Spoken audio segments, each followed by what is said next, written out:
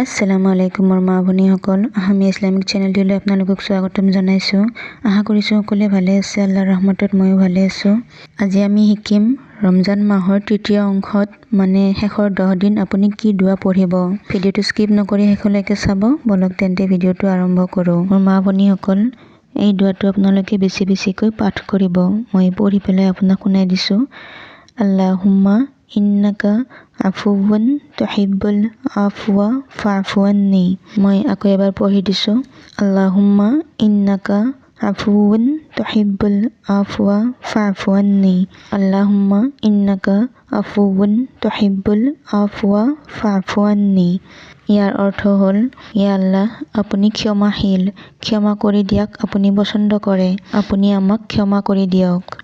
এই দোৱাটো আপুনি যিমান পাৰে বেছিকৈ শেষৰ 10 দিন পাঠ কৰিব। এই দোৱাটিৰ লগত আৰু এটি সৰু দোৱা আছে, সেইটো আপুনি পাঠ কৰিব।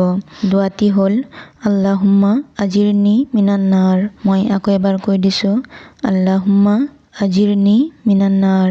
ইয়াৰে অৰ্থ হ'ল, ইয়া আল্লাহ, মোক জাহান্নামৰ জুইৰ পৰা ৰক্ষা কৰিবা।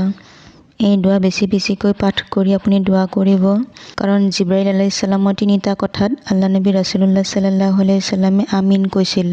তাৰে মাজৰ এটা হ'ল, যি ব্যক্তিয়ে ৰমজান মাহ পায়ো নিজৰ মাগফিৰাত কৰাব নোৱাৰিলে তাৰ ওপৰত আল্লাহৰ লানত। তেতিয়া আল্লাহ নবী ৰাছুলুল্লাহ সাল্লাল্লাহু আলাইহি সাল্লামে কৈছিল আমিন। গতিকে যিমান পাৰে এই দোৱা বেছিকৈ পঢ়ি নিজৰ ক্ষমা প্ৰাৰ্থনা কৰিব।